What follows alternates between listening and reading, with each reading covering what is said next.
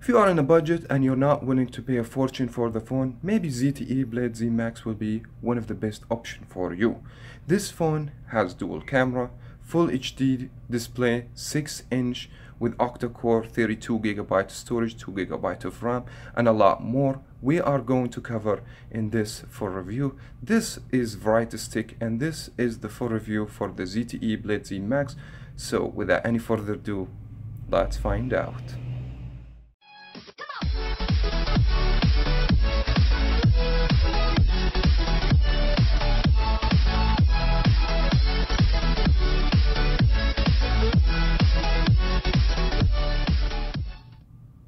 Let me kick off and start with the design and the build construction, because this is the first thing. Pay your attention when you come across this phone to buy it or you see it in person. If you don't like that big screen, that means you're not going to be interested in this type of phone. You may need to go to another. So this design has some positive and some negatives. Speaking about goodness of this design, first will be the back of the phone. The phone has that textures and the rubbery feeling to it. First, it gives the phone very good grip in the hands and doesn't make that phone slip out of your hand as well. And basically the fingerprint is not that too magnet on the back of the phone. By looking on the camera, it's going to be flat dual camera, and we have dual flash on the phone, fingerprint, USB-C, audio jack, microphone, noise cancellation, and the volume and the power key. And the power key has textures, that way you can distinguish the power from the volume up. All these things is very nice in the phone.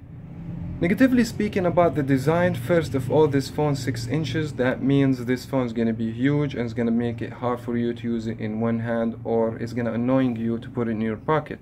And this phone has the home recent back button.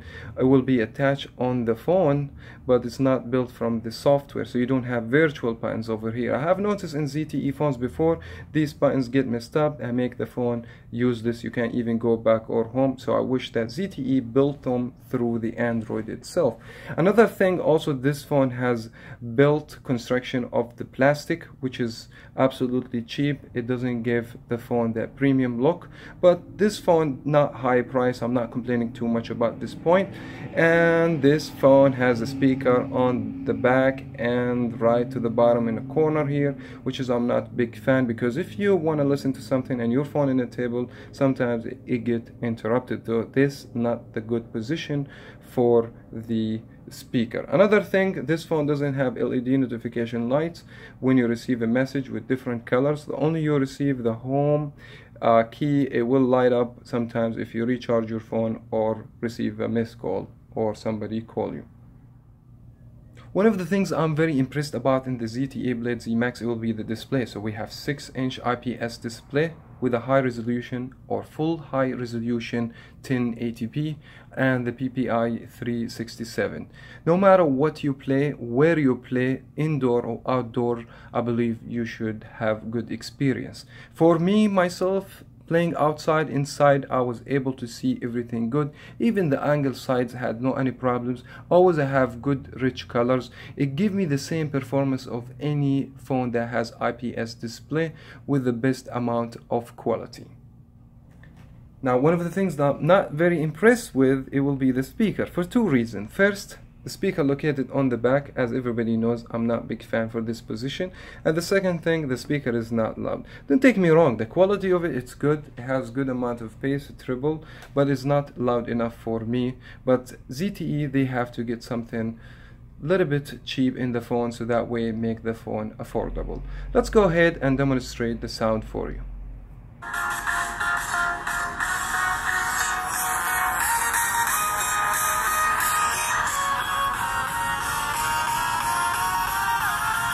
Fortunately, ZTE this time raised up the capacity for the battery, and still we have not removable battery. We have 4080 mAh battery. For performance wise, within the average. Still, even with the bigger size of battery, I haven't noticed great performance of the battery. Now I have about 27% on the battery, and the screen on time, the phone give me around 4 hours, so I'm expecting the phone is going to give you as average as 4 hours. This is good, but it's not great. For the interior hardware of the phone, we have Qualcomm Snapdragon 435 with 1.4 gigahertz speed, and it's absolutely 8 single cores. That means it's octa-core processor, and we have Adreno 505. It should give us very great performance for playing games, and we have 32 gigabytes internal storage. And the score for the Geekbench I have got in this phone for single core will be 677, and the multi-core 2613 within the average for this processor. Now, instead of just keep talk about specs, number, Geekbench scores, let's put this phone in the test. For that reason, I have downloaded 2 games, and both games, they are heavy games, has a lot of amount of graphics and frame rate. The first one will be Need for Speed No Limit and the Race Kings. So playing Need for Speed, I haven't noticed no problems, not even lagness. It's very smooth and very fast. So what's make me think why don't download another game? Then I jump to another game, the Race Kings. Also I played that games, has a lot of amount of graphic and frame rates, and both games this phone did very well. So in general, the performance is great and it's very compatible. I haven't noticed no problems playing any game on Play Store. Let's talk also about features and the question that I usually receive on this phone. First, we talk about sensors. This phone does support gyroscope if you ask me, and if you are wondering what the gyroscope for, it will be for the VR content, and you can play 360 video, as well as you can play some games that depends on the gyroscope, like the Pokemon Go. One of the things this phone miss also as a features, it will be the NFC. For me, it's not a big deal because I don't use the Android Pay. If you do, this phone maybe it's not going to be for you. This phone out of the box is going to come with 7.1.1 Android Nougat. If you ask me for my experience, I'm going to tell you this phone is very much stuck Android. But we're going to talk about 3 main things in the software. First, we're going to talk about the things that is commonly exist on the Android 7 in every phone, like the recent.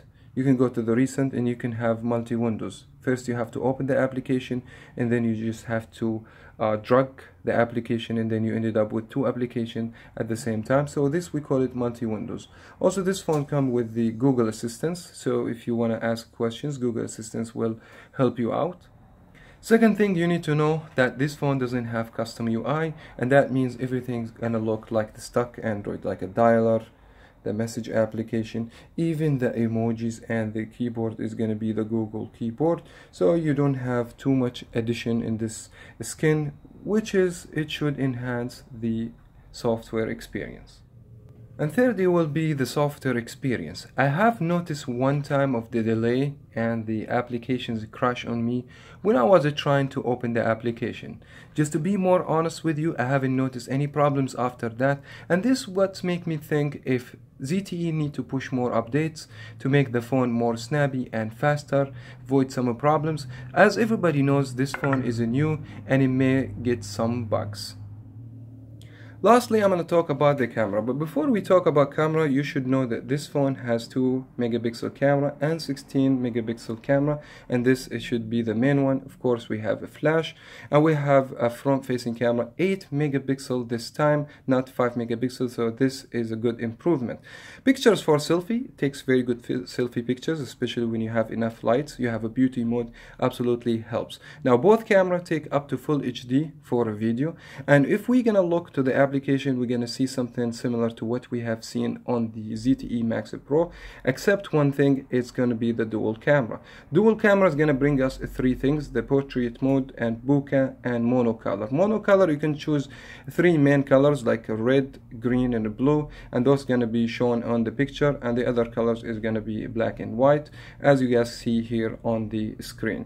Also, we have the bokeh mode. Very much this will enhance the focus and make the background is blurry. It's gonna bring beautiful pictures. Portrait mode, it will be the same idea very much, but you have the option after you save the picture to adjust the autofocus, either to make the background blurry or the object. In general, this camera takes very good pictures, especially when you have daylight or you have enough lights. You don't have a problems. That camera, for me, could take very professional pictures if you have enough light. Now, when you don't have enough lights, this where you see the noises in the pictures, and this is very common in most of the smartphones. In my personal opinion, there is no phone with $129 price tag can give you what the ZTE Balde ZMAX can give you. 32 GB storage, fingerprint, full HD display, and 2 GB of RAM, dual camera, 8 megapixel front facing camera, fast charging.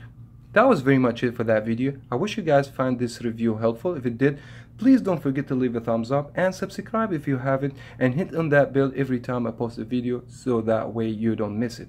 Thank you so much everyone. We will talk to you in the next one.